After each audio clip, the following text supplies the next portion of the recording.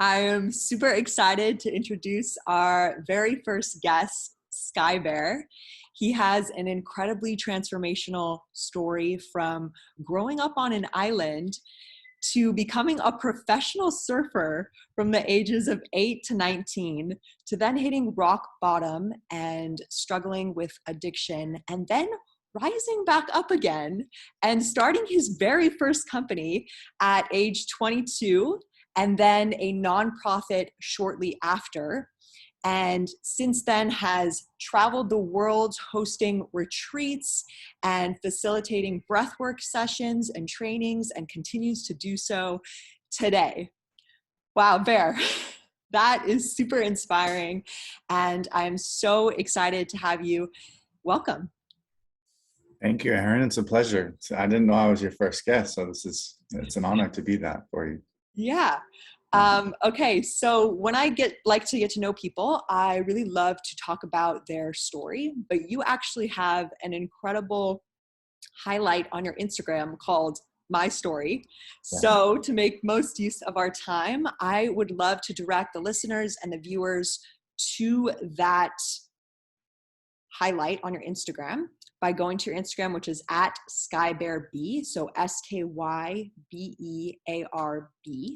And you can tap on that My Story highlight and you can hear all about Bear's story. So during this interview, I want to dive into specific parts of that story, starting with the battle that you had with addiction. And do you think that that has been your biggest struggle or battle so far in your life? And if so, would you go back and change the way that you overcame it? Okay, as far as is that one of the biggest battles that I've gone through? Yeah, I would say definitely one of the bigger ones that I had to pull a lot of courage. I think the other thing is, for me, it's an ongoing battle.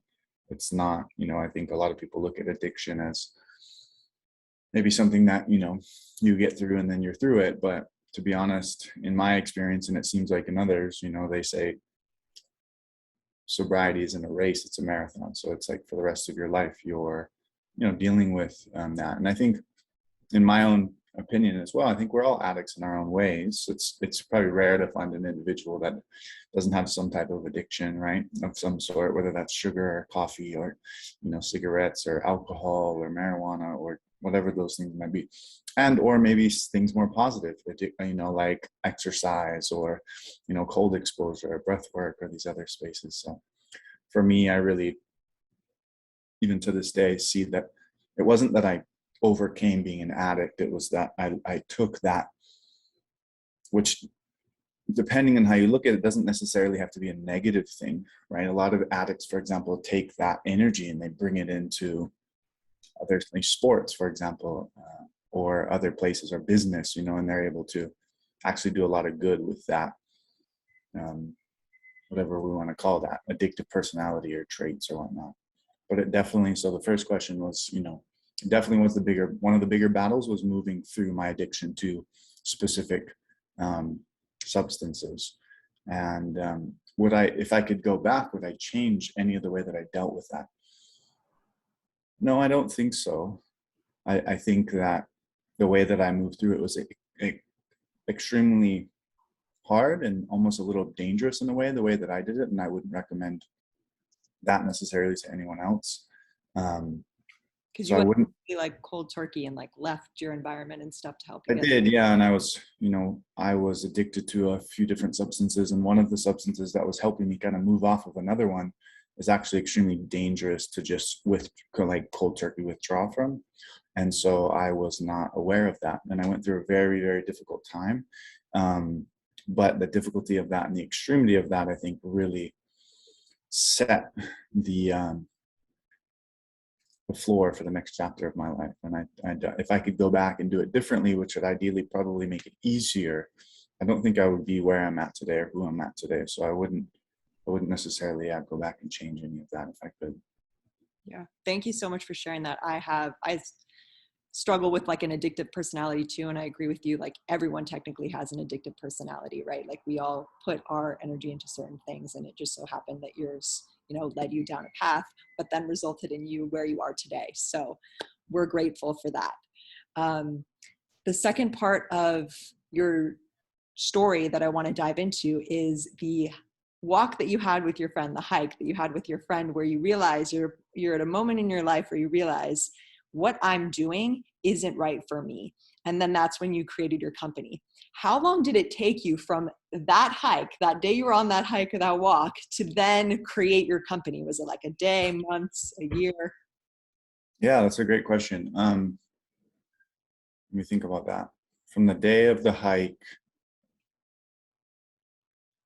yeah, the universe kind of aligned in a beautiful way where I was not only came to the realization, which I know for, I guess some will, I don't know if anyone else knows that story. I don't know if that's on my highlights, but just to give people context, I was hiking on a trail. I basically, came to the realization that the lifestyle I was living at the time was really degrading me physically. And that was really taking its toll. And so I went home that night and I wrote down on a piece of paper, like 5 things I do on my day off. I looked at the things, if I didn't ask myself the question, if I didn't have to work, what would I be doing with my life? And so I wrote down what I would be doing. And then I basically took those things, which was at the time, working out, surfing, yoga, hiking, being in nature, and training. And so I took those things and I turned them into basically my first company. I saw that the number one kind of opportunity in Hawaii is tourism. And so I recognize, most companies that are doing somewhat well are really based off of serving, that in some way, shape, or form, even if it's once removed. And so in that space, I just decided that I can do what I love to do because other people probably love to do it as well. And I knew that there was a lot of people coming through Hawaii that, wanted to have these beautiful experiences. And so I, basically created a space to cater to those people and to those needs in, different ways. I saw, an opportunity for the people that I knew in the community and to connect and create a network of individuals that could support me and help me and live that dream. And then it happened. How long did it take? It took me going through, the basics of, how it goes, creating the company in the LLC and looking at, okay, what do I need? I need liability insurance. I needed to create a website. I needed to just go through that whole entrepreneurial journey. So from the moment I was on that trail to the moment I made my first dollar, I would say probably, a few months of time. Just getting things set up. But those are busy months of just, like I said, designing a website and, having meetings with people that owned concierge services and vacation management companies and, letting them know what I was doing. And, luckily, because I was born and raised there, a lot of those people knew me and they knew that, I could deliver in a good way. So, I would say it probably took a few months before I stepped in and made my first dollar. And then it just progressed and it took a kind of a life of its own just because people were having beautiful experiences and they were taking that and sharing those testimonies with, the people that were running the concierge services, and they saw, okay, Bear can create a space where people are really happy. And so they, found it more and more pleasing to send me more and more business. And then, eventually I scaled that and was able to automate it, and I still have it running to this day. I'm just able to, focus on the other things. As life progressed, I saw myself wanting to do other things. Awesome. And so that, when you, those few months period, did you quit your work, the manual hard labor work that you were doing to then put all that energy in there, or were you doing it all at once, both of them? Yeah, that's a good question.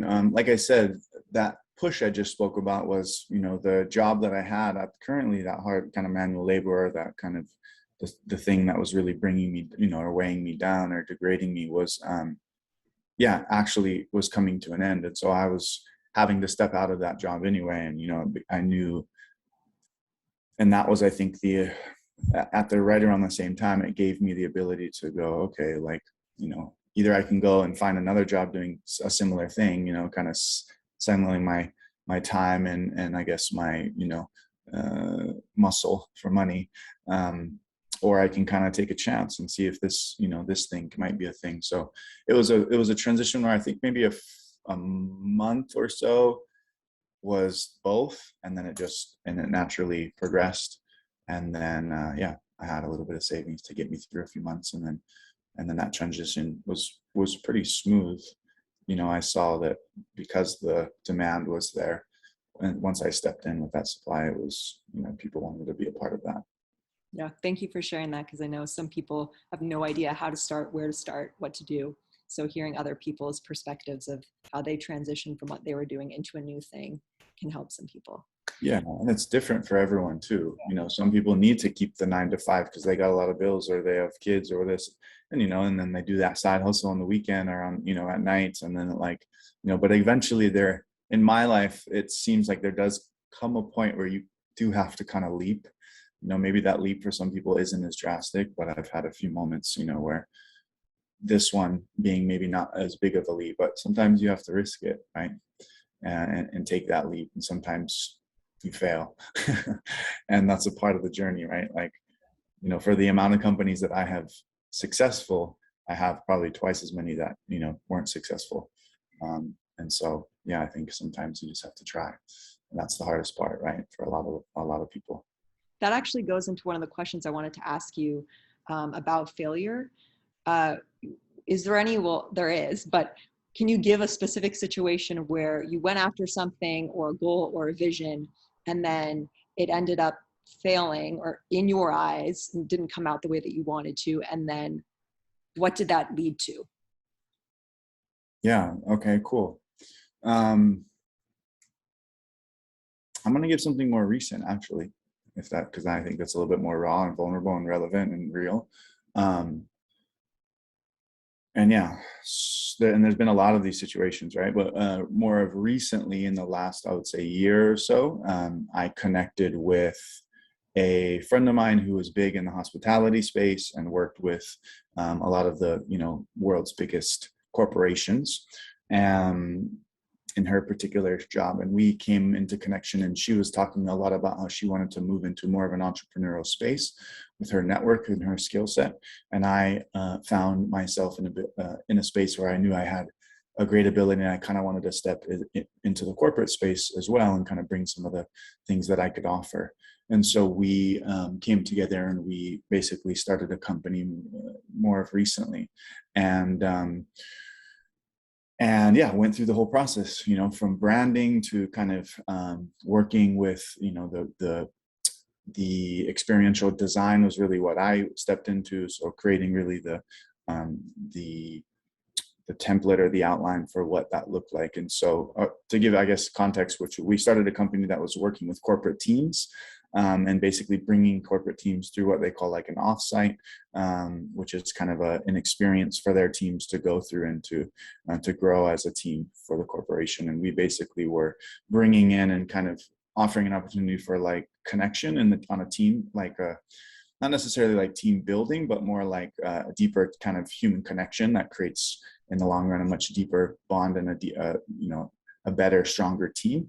And then also looking at kind of just giving them the opportunity and the tools to learn about how they can kind of empower themselves as well. So it was this kind of 2-tier opportunity for these teams to come in and for their individuals to really gain perspective and reflection on their own journey so that they could, deal with that corporate space in a healthier way, maybe we could say, and then also creating out more of a bond between the teams. So we started this company. I worked with an incredible, one of the world's best like storytellers, and he particularly worked with me to design the entire program. And so designed the program and, put a lot of money out of my own pocket to do this, and did the branding and kind of created this whole beautiful thing. And then life shifted and changed and turned. And, it seems like, and never say never, sometimes what you think is a failure is maybe just in the hibernation stage. The nonprofit is an example of that for me. Like I could look back because it's not running right now and be like, oh, I failed at that. But I also know that that's like something I'm super passionate about, and that I'm going to go back into that space when the time is right and revigorate that. And I know everything I learned in that space is still with me, and all the structures I built and the frameworks are still there. And so what we can see sometimes as if we could perceive as a failure is actually just in this, hibernation stage. And we can see that with business, maybe even relationship and other parts of our lives, practices that we have on our individual level.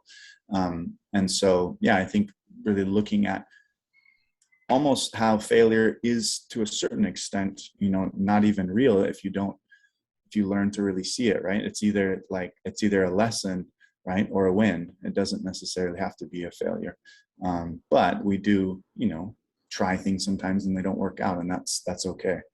So kind of come full circle back to the thing that I was working on, like really seeing how that didn't pan out like I thought it would, but now really understanding like what I got from it was like incredibly valuable, right? Like the amount of training that I would have never done with this storytelling coach that I can translate into any of the spaces of my life were so powerful.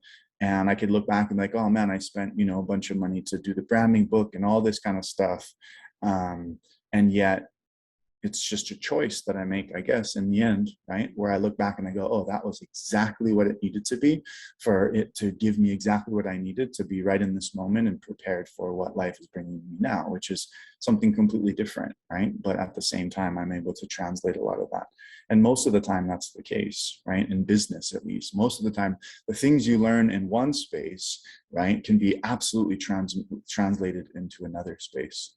One of my favorite books is called The Art of Learning by Josh Waitzkin. And that's an incredible true story of one of the, I think world's probably best performers to a certain extent, and how he was able to go from one of the, world-renowned chess player to a, world champion, 8-time world champion, martial artist. And so that book is one of the ways I really saw how what you can see as, pulls apart, okay, chess is, so much different than martial arts and, competitive fighting, but yet he was able to take and translate so beautifully, and then dominate, or maybe that's a bit of a strong word, but really show his skill set in that martial arts space. And he writes this incredible book about how he was able to do that and how those principles can be translated to anywhere in your life, right?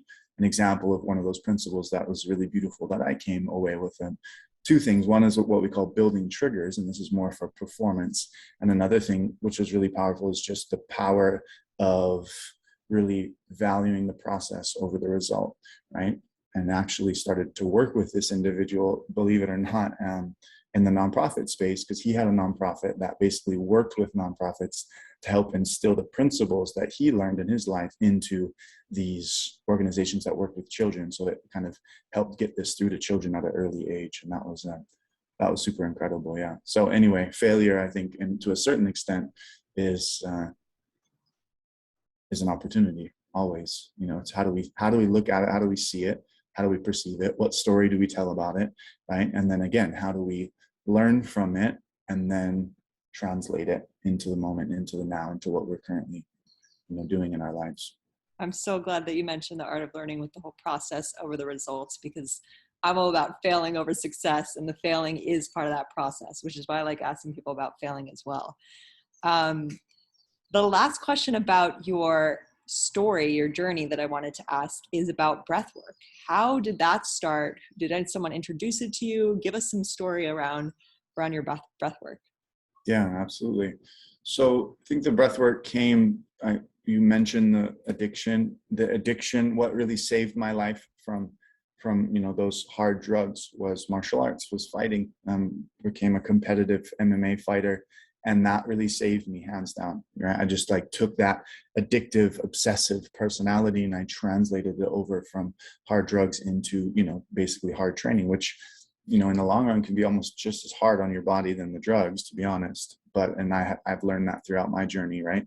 But really translated that extremity over. So I'm forever honored and grateful for that, that art, and that art really saved my life. And then after a few years in that space, my body was really falling apart because I was pushing myself, translated, I guess, to that other story. I was doing hard labor and I was training for competitive fighting, which is really, really a lot of work. So I was doing, 10 hours a day of kind of intense, effects on the body. So a year into, I had a lower spine issue that I had kind of started to deal with quite regularly. And then I got to a point where it kind of was debilitating and I couldn't walk. I would get where my, something, I don't know exactly what it is yet. I've had x-rays and stuff, but I think maybe it's a disc that slips or something. And then I'm just done and I can barely move. And I had, 5 days of being bedridden. And So this started to happen a little bit more regularly. And, my father had always told me for a long time, like, oh, you should go do yoga. It would be good for your body and even good for your, your being an athlete. And I was like, my excuse at the time is I don't have time. Like I wake up, at 6 a.m. and then I'm at work at 9 and then I work till 5 and then 5 straight to the gym and I'm there for 3 hours and then I come home and I can barely stand and then I go to sleep and it all goes again. To show me where I'm going to put yoga, like when am I going to do yoga? And so that was my excuse. But, we all know, we all have the same time. What I was really saying is, oh, yoga is not my priority. Right. And it wasn't at the time. And then when I couldn't walk after like one of the more intense injuries, I was like, I'm desperate. I'll try anything. And then it kind of came to mind. There was a yoga studio down the road. And so I went in one day. I didn't even walk in. I crawled in and I was in so much pain. The yoga teacher said, why don't you just sit on the mat? And I told him what I was going through. And he said, you don't need to do any of the postures, just sit, you can lay if you need. And I'm just going to show you how to breathe in a particular way. Just close your mouth and just breathe through your nose and just like focus on the breath, And I did that. And I walked out of that class not any better in my back, but I was like, wow, that was like there. I felt a particular way. I was like, there's something to that. So I went back the next day and the next day and the next day. And then eventually I got introduced to what they call Ashtanga yoga.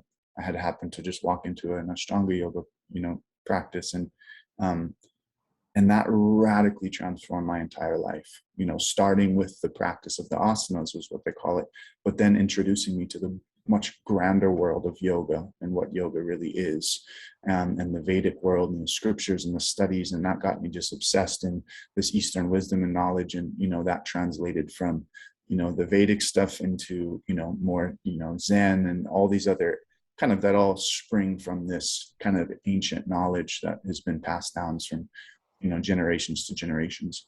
And so the yoga really or the fighting really led me to the yoga. The yoga really opened my, my soul in a particular way. And in that, I came across another leg of yoga, which is what they call pranayama. And the pranayama is translated directly to prana, meaning the life force that, that we have, and yama meaning to control. And so I started to get really interested in the breath work and the pranayama. And what I started to see was that actually was translating really, really well into the fighting for me. And so these different breathing techniques I started to use in the fighting, and I started to see a radical difference in, my performance. And so I started to really dive like really, really deep into the yoga, the Ashtanga, because that's all yoga is. It's just breath and movement synchronized, right? And so, but the breath work in particular got me really fascinated. And then as I went deeper and deeper into that, I came across, the world of what we call breath work, I guess, from Wim Hof to Stanislav Grof to, all these amazing individuals who have used the breath and the breath work to really transform people's lives. I would have never guessed in a million years that I would be teaching it or facilitating it or doing, what I do with it now. But, I feel like, the universe has a funny way of guiding us in a particular direction. And I was kind of just open to that, I guess. And so now I do a lot of different things with breath and breath work, and have a daily practice that, this morning had a very incredible, magical, transformational kind of experience. And to go through that myself for many, many years was the first part of it. And then eventually, just naturally started to share it with people. And then it just took on a life of its own. And now a lot of what I do is just help other people access that and recognize it for what it is, which is a practice, and help people integrate that into their lives in certain ways if they're open to it. And I want to touch base a little bit more on something that you said, just being open to it, because a lot of the times, I mean, if you never went to that first yoga class and never listened to your dad, breathwork wouldn't be such a big part of your life today. I mean, it could have been, but we don't know. But it's just those small things that people overlook in their life, and then not being open to what it can turn into, or just, deciding to take a step backwards instead of forwards, that then ends up taking us away from our true path. So that's crazy, the like small little shifts that happen to get into breath work. And speaking of breath work, I know that that's a big part of your morning routine and yoga. So can you give, I think it's like a 4 or 5 hour morning routine that you have. Can you give us like an overview of your morning routine and your nighttime routine? Absolutely, yeah. Um, so, I mean, the first thing I'll say before I give what my routine is, because I work with a lot of people in this space as well. And one of the things that I found, to whether you have an extensive morning routine or you're just looking to put one into place, is really like the understanding and the beauty of kind of what we can call creating momentum. And so a lot of people get really excited, whether they have whatever they're at, and they think like, okay, wow, I know that, breathwork's great for you. I know yoga is good for you. And I know that I should meditate and maybe go for some exercise. And next thing you know, they have a huge thing on their list, that might take, again, quite a while. And what tends to happen is people get into that, get psyched, a week goes by, maybe two, and then they start falling off, and then they get hard on themselves. And then the next thing you know, they don't do anything because they can't get it all in, right? And so what I tell people is like, really write down what you want in your morning routine, right? And know what works for you too. Like spend some time experimenting and exploring, right? Like try different things, be open to different things. And then you really like learn what works for you, because I think it's different for everyone. So before I share my specifics, like I tell people, really find what works for you, and then write down like what your ideal morning would look like.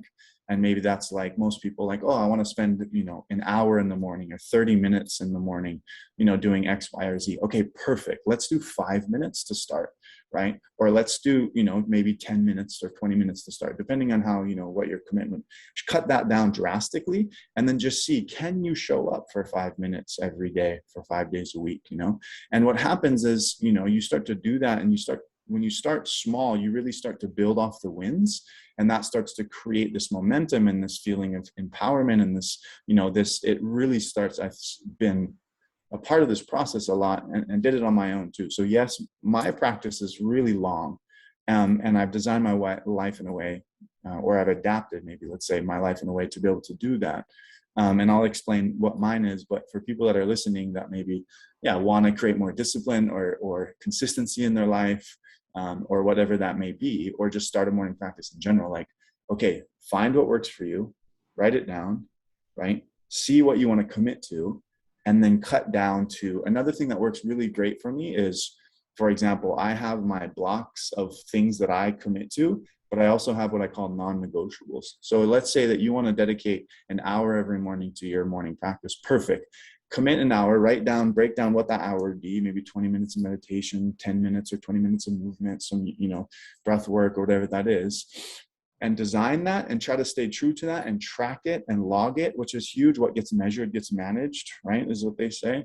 And then, have your non-negotiables. Okay, I'm going to do an hour of practice every day, and I'm going to do meditation. I'm going to do this and I'm going to do that. But we all know how that goes, right? Things come up.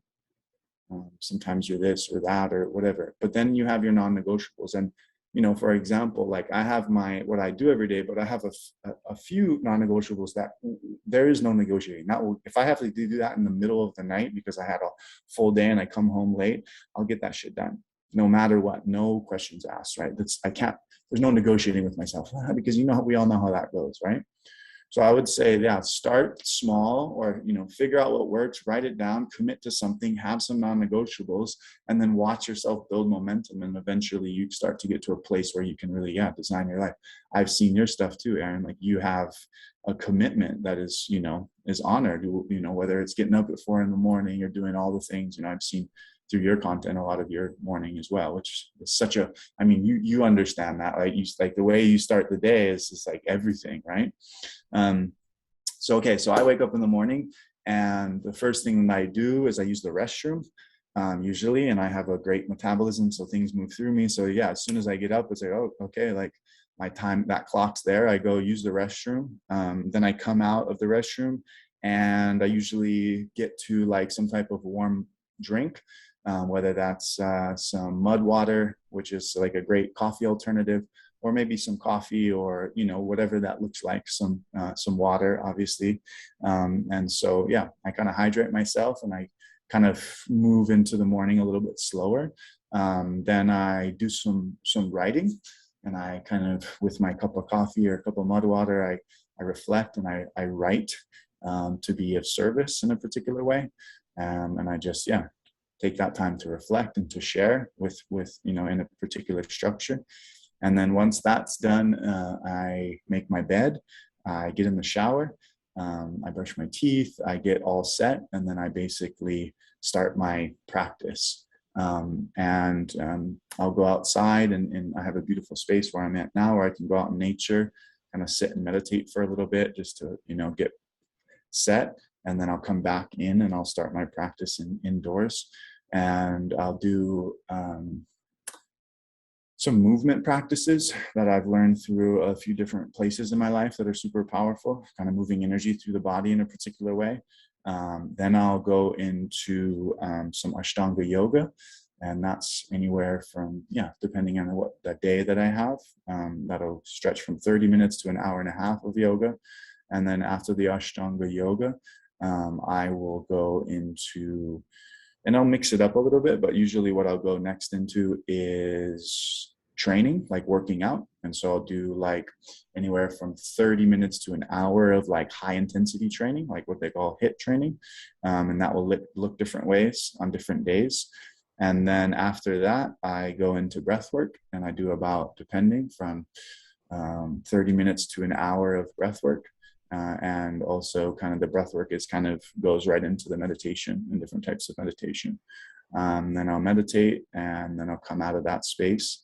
And depending on what my day looks like, then I'll move into more of the entrepreneurial workspace. That changes over time. If I have the space, my practice is about 4 to 5 hours in the morning. That whole process I just talked about.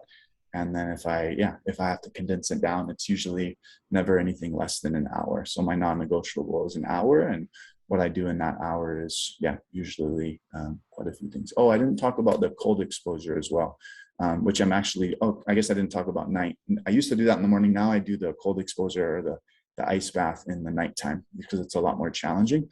And I also learned some things about muscle hypertrophy. So I can have an effect on that. So if I'm doing some hard training, like high intensity training, for me, it makes more sense to do the cold exposure later. So that's the regular morning. Sometimes I'll get up in the morning and I'll do a different practice. And part of that is like a 10-mile run through the mountains. So on those mornings, it looks a little bit different, the morning routine. And then, when I go into the evening, I usually do the cold exposure. So I'll do about 6 to 10 minutes in about 39 degree Fahrenheit cold exposure, like tub with circulating jets. And that is usually a great way for me to, end the day and just kind of deal with and start to go more into, like, if you look at the morning, it's more about activation. The type of breath work I'm doing is very activating. The movement I'm doing, the Ashtanga yoga that I'm doing, everything is kind of about an activation. And then as I go into the evening, it's more of a deactivated state.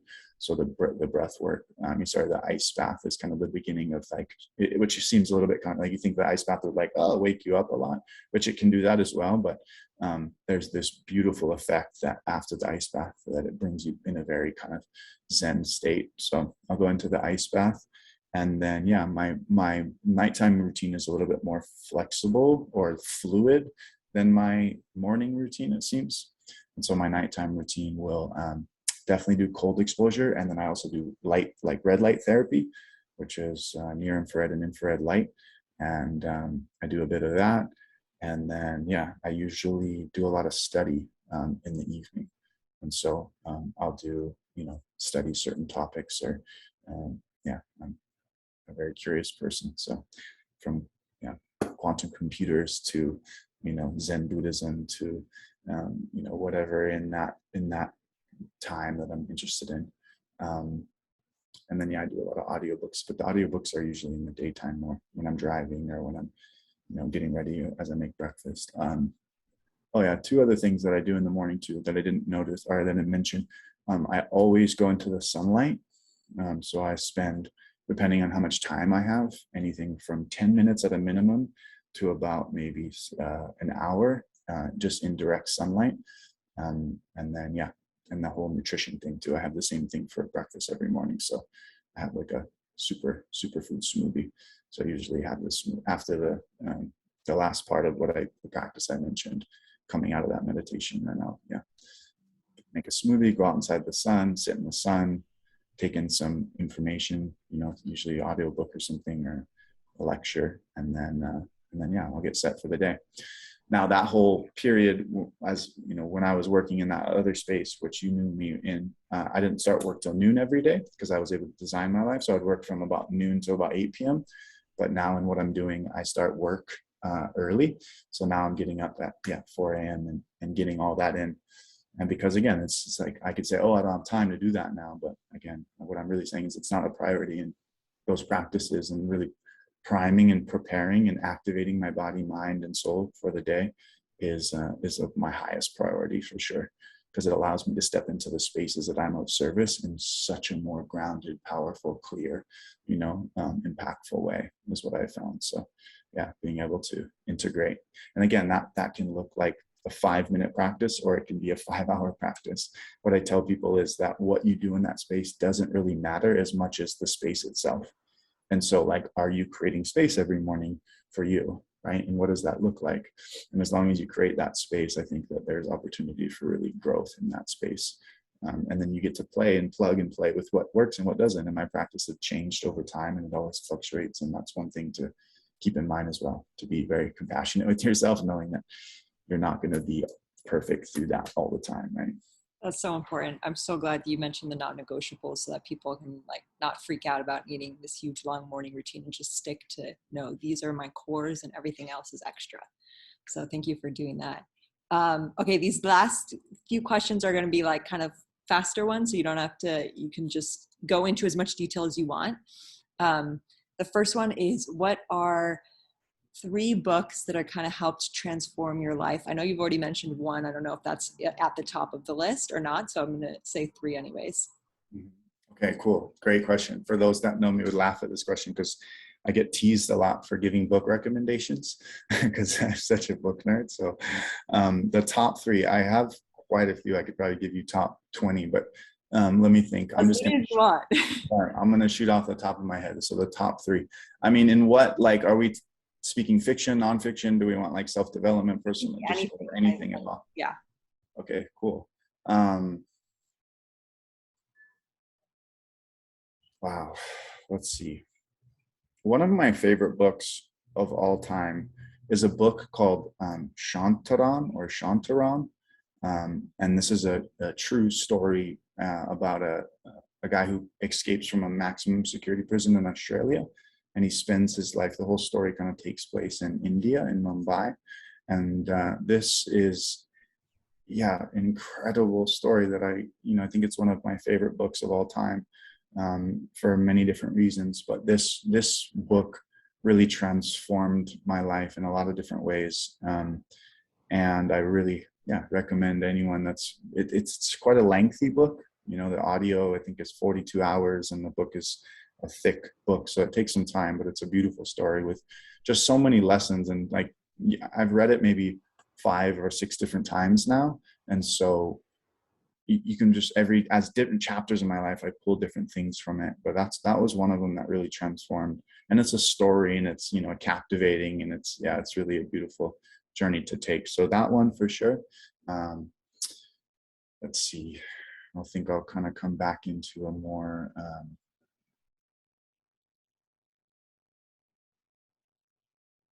there's so many. A few of the books I recommend most in the work that I do, I'll just shoot off a few, basically. If anything, breathwork, there's a book called Breathe by James Nestor. That's really, really a great one. So I recommend that one. Around the trauma space, there's a book called The Body Keeps the Score. And that's an incredible one as well. The Art of Learning is a great one.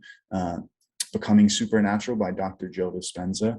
That's, an incredible one too. It Didn't Start With You by Mark Wolin is an incredible one. That's about epigenetics and transgenerational trauma and how we can reprogram and recondition ourselves. That's an incredible one. Stanislav Grof's work is incredible. There's one particular book that really transformed me called Transpersonal Visions by Stanislav Grof. I think this book, I'm not sure if you can get a hard copy of it, but I know you can get an audiobook, which is kind of like him just speaking. And it's almost like more of like a speech, like a lecture, rather than even a book maybe. But it's about his work and the work that he did with kind of altered states or non-ordinary states of consciousness, and the work he was doing with LSD, and then how that became illegal. And he turned and found basically, created holotropic breath work that really allowed him to do the same work in his psychology. He was a part of really coining and creating what they call transpersonal psychology, which was a little bit more of a broader approach to psychology, past the kind of Freudian and the structured kind of existing space. And so, yeah, his books, he's got a lot of them, but his work is incredible as well. And he definitely has really transformed my life for sure. Tim Ferriss and some of his stuff is really great. There's a book called Vagabonding, which was a big one for me. Yeah, I could go on and on and on, but books are, I think, just wow, what a powerful place, right? People can just like spend, when you think about how, someone spends 5, 10, 20 years, like really focused on something and then is able to like get it so potent and deliver it in such a way, man, it's incredible. I'll give a shout out actually to my friend here who just wrote this book too, called Mask. And he has a great inspirational story too. So this is a friend of mine who, has been inspiring for me as well. So that book is great, Eli Webby. Yeah, I love reading and listening to books too. So I'm definitely gonna have to listen and read some of those, because I've only read a few of the ones they mentioned. So that's gonna be fun. Okay, next question. What is your why? My why is to empower other beings. That's really why I'm here. And I do that in a lot of different ways. Yeah. Yeah. Okay, last question is, what is your definition of failure? Great question. What is my definition of failure? When you quit, I think that's the only way to really fail, And not to say like sometimes quitting is great, right? But what I mean is like, what do I mean by that? When you give up on yourself, right? When you lose faith in your ability, like when you maybe, I don't know. There's still so many different ways that you could put that. But my definition of, true failure is just like not believing in your ability, or maybe not believing, or you could also say forgetting who you really are, And when we really remember, when we really come into realization, right, of what we are beyond the mind, beyond the body, beyond the thoughts, beyond the emotions, right, we start to see the limitless potential that we have. And we start to really access a space that we start to become the creators of our reality, right? And that can be such a powerful, beautiful space. So I think failure is forgetting who we really are, right? And from that, maybe taking action that is, bringing us farther and farther away from that truth. That's a perfect way to end this. I'm like, thank you so much for coming on and sharing everything. And I'm super excited to share this with everyone. Okay, well, thank everyone that's listening. Thank you, Aaron, for showing up in the world the way you do. You're an incredible human being. And happy to connect with anybody that resonates with this. You can find me on Instagram and share any questions or any support or anything that might be needed. So thanks for creating the space for me to share my light, and thank you for sharing yours as well. Yeah, and is there anywhere else that people can find you besides Instagram, or is that your main? Really where I'm most active, yeah. Okay, perfect. All right. Bye, Aaron. Thank you.